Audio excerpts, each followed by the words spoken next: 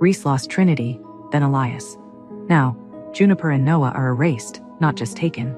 A warlock warns, deeper you go, less you find. Reece and Vincent chase a dark magic they don't understand. What is this erasure? What do the Warlocks want? Is Trinity alive? Who's the masked figure? Can they stop the vanishing? The night stretched on, cold and merciless. Reece and Vincent moved like shadows through the wastelands, their every step filled with purpose. The Warlocks had taken Elias, Juniper, and Noah. The message was clear. They were picking them off one by one. Reece's jaw clenched. Not this time. Not again. Vincent adjusted the grip on his blades. "This is a trap, you know." Reece nodded.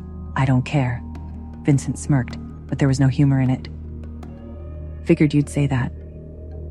The land around them was shifting, warping in unnatural ways. The Warlocks were close. Then the air itself split open. A rift tore through the space ahead of them, black tendrils of void magic writhing outward like living creatures. The moment Reece saw it, his instincts screamed, "Vincent!" But it was too late. The rift exploded outward, wrapping around Vincent like chains of living darkness. He barely had time to react before he was yanked off his feet, dragged toward the void. Reece lunged, his claws sinking into Vincent's wrist. "Hold on!" Vincent's eyes widened in shock, but then the Warlocks stepped forward from the shadows, figures cloaked in black, their faces hidden, chanting in a language older than time itself. The rift pulsed, pulling harder. Vincent gritted his teeth. "You're not strong enough to pull me out." Reece growled, "Shut up and hold on." Vincent met his gaze for a single, burning moment. Then, with his free hand, he reached for the dagger at his belt and stabbed Reece in the shoulder. Pain lanced through Reece's body, his grip faltering for just a fraction of a second. It was enough. Vincent gave him a final smirk. Find them. Save them. Then the void swallowed him whole. Reece hit the ground hard, blood seeping from his shoulder where Vincent had struck him. He barely felt the pain.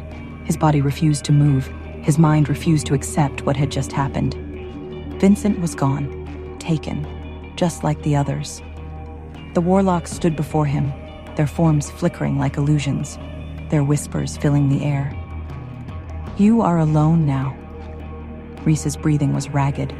His claws dug into the dirt. He wanted to tear them apart, to rip through their magic, to make them pay, but he couldn't even stand. The Warlocks took a step closer. "How does it feel, Alpha?" Reece forced himself onto his hands and knees, spitting blood onto the ground. "You think you've won?" His voice was hoarse but unbroken. "I'm still standing." The Warlocks simply laughed. Not for long. The magic hit him before he could react. A wave of pure, crushing force slammed into his chest, sending him flying backward. He crashed against the rocky ground, his vision darkening at the edges. His body refused to move. His strength, his wolf, was slipping away. Reece's breath came in shallow gasps. He had never felt this weak before, not even when he had lost Liana, not even when he had first felt Trinity being taken from him. This was something different, something final. The Warlocks loomed over him, their presence suffocating. "Sleep now, Alpha," one of them whispered. "Your time is over." Reece's eyelids grew heavy. His body was shutting down. He was drowning in the void, and for the first time in his life, he had nothing left to fight with. Darkness swallowed him. Reece drifted, weightless, lost in the void of his own mind. There was no light, no sound, no one left.